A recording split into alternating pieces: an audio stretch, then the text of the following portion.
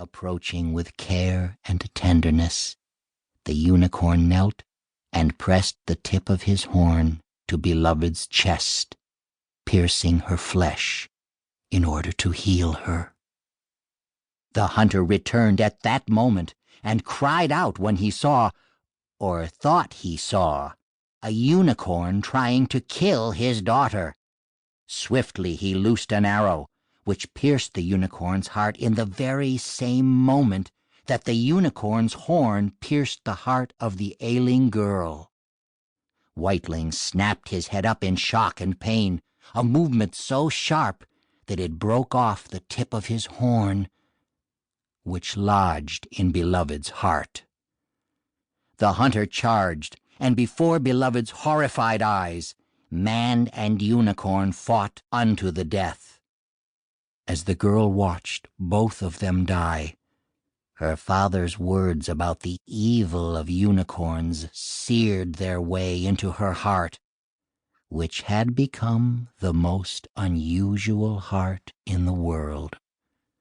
For in every moment it was both wounded by the shard of horn that was lodged there, and at the same time healed by the horn's powerful magic. Fueled by pain and anger, kept alive by this strange magic, Beloved became the fierce and eternal enemy of the unicorns. She sought ever to destroy them in vengeance for her father, and also as repayment for the pain that constantly racked her ever-wounded, ever-healing heart. So began the long hunt, which stretched across centuries as Beloved continued to seek the destruction of the creatures she blamed for her misery. Now, at last, it is over. Here in what remains of my cavern, I must turn my pen to recording the joy and the sorrow, the triumph and the tragedy that filled the last days of the hunt. Grimwold, fourth keeper of the Unicorn Chronicles, the Queen's Forest, Luster.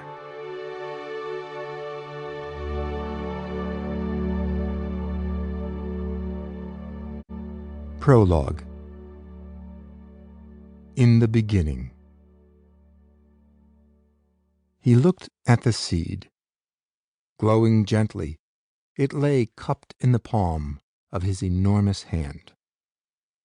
Having to steal the seed to carry out his plan had troubled him, but only little. Seeds were meant to grow, not to be hoarded and hidden away. So stealing this one had seemed to him a moral act. Still, he knew that if his plan were to be discovered, the punishment would be great. In his other hand he held the remnants of a fallen star. This, too, was forbidden, for the star's power was enormous, despite its fall, and not allowed to those of his level. Again, this troubled him but little. In truth, it was neither the seed nor the star that weighed heavy in his thoughts. It was the blood.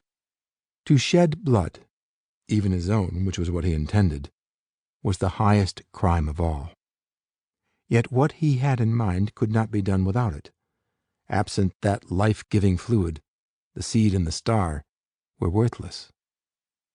Pressing the seed into the still warm star, he took a blade from his belt and drew it across his palm.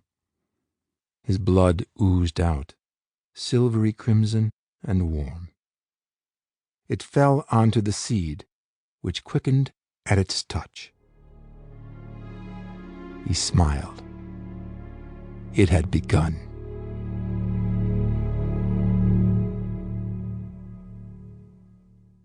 Blood Moon Night. The onrush of a conquering force is like the bursting of pent-up waters into a chasm 1,000 fathoms deep. Sun Tzu, The Art of War.